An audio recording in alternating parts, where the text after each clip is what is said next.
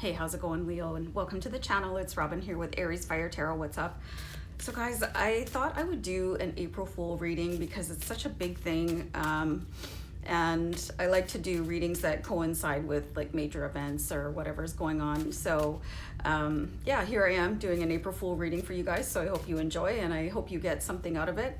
And if it resonates, hey, let me know in the comments, and make sure you subscribe to the channel if you'd like continued guidance through tarot. I'm here to serve you guys on your journey. So thanks for being here. So I've been shuffling the Gilded Tarot to do this reading. So I'm just going to shuffle a couple more times. And if you're a regular on my channel, you know that I like to keep it to the point. So if you're new, please understand that I just don't do a whole lot of chit chat in the beginning. I like to just do the intro and get right to the point. So we're going to have a look at what should I be aware of. So I feel like that's good. I'm going to pull a card here. Oh my goodness. So there's some sort of like amazing love bond for you here. This is like such a beautiful and almost like graphic lover's card for you. The way that like this soldier here is like holding up his partner, and it's like the heavens are really just connecting both of you.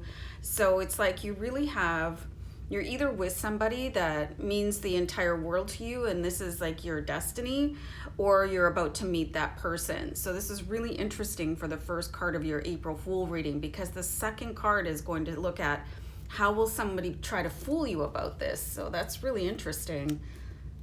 Let's see here. So you've got the Two of Wands here. So it could be that maybe you're a little farther back than the other person, and you see that there's more work to do. There's a list of goals that you would like to accomplish. It's like that you see that certain milestones need to be achieved here. You've got the Two of Wands, and you can obviously see that there's a journey here. There's a path. You could go a couple different ways.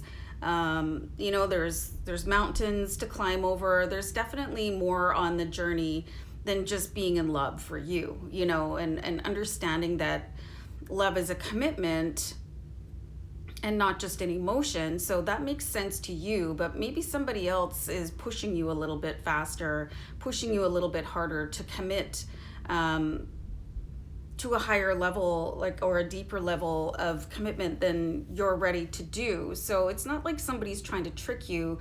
It's like they feel that you're not as committed as them because you might have like your 5-year plan on when things should happen, or you need other things to happen or to align before you can meet that person. So you guys might be on different levels, even though you're really destined to be together. So this is really interesting. And the next card is like, how can I ensure that they do not get away with this trickery? So I'm not seeing trickery, you guys, at all, but I do have the Knight of Swords here. So you're just gonna have to be a little bit patient with this person and try to explain your point of view. You could have been really like brokenhearted by somebody in a relationship before, which is why you're really cautious this time.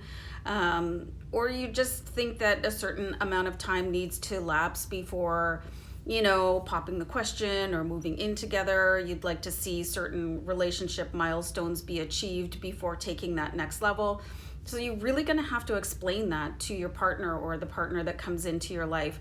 And this is regardless of where you are in your relationship.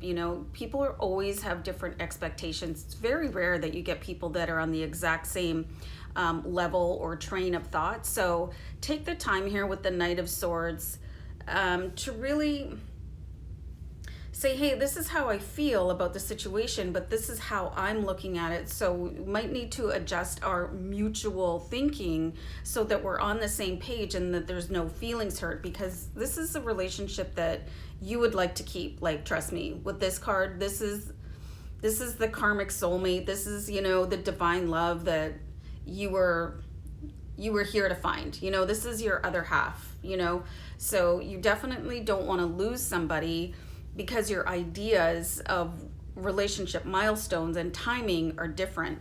So what will ground you during this day of trickery? So this is beautiful, you guys. You have the Empress card here.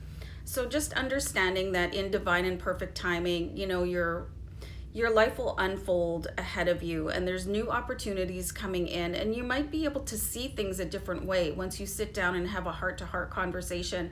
And sometimes people are really nervous to have those conversations, you know, but if you're with the right person, you should be able to say anything, you know what I mean? And sometimes you are going to hurt the other person's feelings.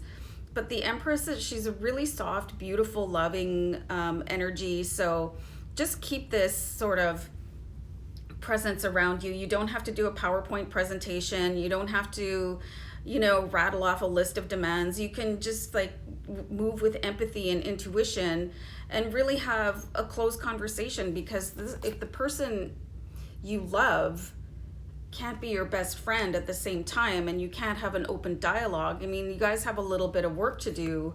And maybe that's one of the things that is on your list of things to check off before you start talking about, you know, moving away together or getting married or whatever your next relationship goal is. So this is really interesting that this turned into a bit of a Louvre reading for your April Fools, but I'm all about it. So I hope you enjoyed, guys. Take care. Bye.